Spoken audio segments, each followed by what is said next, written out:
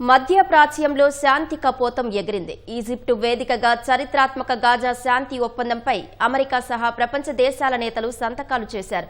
కొన్నేళ్ల బాధలు రక్తపాతం తర్వాత గాజాలో యుద్ధం ముగిసిందని ట్రంప్ పేర్కొన్నారు. ఇక గాజా పునర్నిర్మాణం ప్రారంభమవుతుందని చెప్పారు. మధ్య ప్రాచ్యంలో మూడో ప్రపంచ యుద్ధం మొదలవుతుందని గతంలో చాలాసార్లు విన్నట్టు పేర్కొన్న ట్రంప్ కానీ అది జరగబోదని స్పష్టం చేశారు.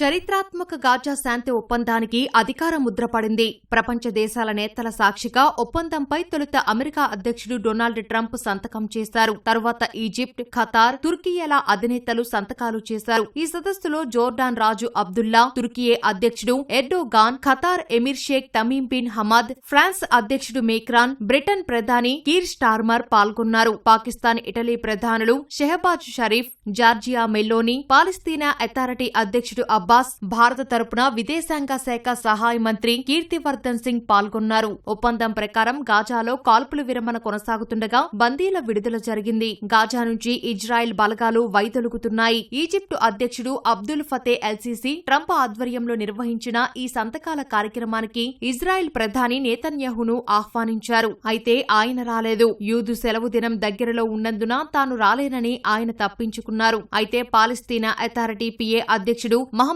అబ్బాస్, తుర్కియే అధ్యక్షుడు ఎర్డోగాన్, ఇతర ముస్లిం నేతలు హాజరు కావడమే అసలు కారణమని స్థానిక మీడియా పేర్కొంది. గాజా శాంతి ఒప్పందానికి సహకరించిన వివిధ దేశాల అధినేతలకు ట్రంప్ కృతజ్ఞతలు తెలిపారు. తుర్కియే అధ్యక్షుడు ఎర్డోగాన్ ఎప్పుడూ తమతోనే ఉంటారని, ఎప్పుడు అవసరమైతే అప్పుడు స్పందిస్తారని ట్రంప్ కొనియాడారు. మధ్యవర్తిత్వం చేసిన ఖతార్, ఈజిప్టులకు కృతజ్ఞతలు తెలిపారు. ఎట్టకేలకు గాజాలో యుద్ధం ముగిసిందని, ఇప్పుడు అక్కడి ప్రజలకు మానవతా సాయం అందుతోందని పేర్కొన్నారు. After years of suffering and bloodshed, the war in Gaza is over. Humanitarian aid is now pouring in, including hundreds of truckloads of food, medical equipment, and other supplies, much of it paid for by people in this room. Civilians are returning to their homes. The hostages are reuniting. I mean, it's beautiful. I'm just watching it backstage. The level of love and sorrow, I've never seen anything like it. And beautiful day is rising, and now the rebuilding begins. గతంలో చాలా మంది మధ్యప్రాచ్యంలో మూడో ప్రపంచ యుద్ధం ప్రారంభమవుతుందని మాట్లాడారని, కానీ ఇప్పుడు అది జరగబోదని తేలిపోయిందని ట్రంప్ స్పష్టం చేశారు. శాంతి ఒప్పందానికి సంబంధించిన మార్గదర్శకాలను త్వరలో విడుదల చేస్తామని తెలిపారు. Monumental day. This is a monumental moment in the history of the world beyond the Middle East.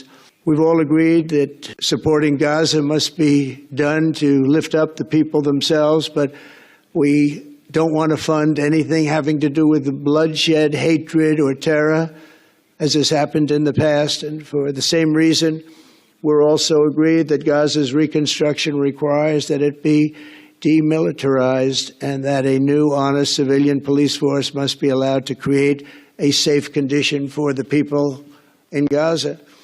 As I said earlier, I intend to be a partner in securing a better future. I'm going to make sure that the Middle East is going to be a safe and secure place. It's a very important place in the world. I've read it many times that World War III will begin in the Middle East. It's not going to happen. That's not going to happen.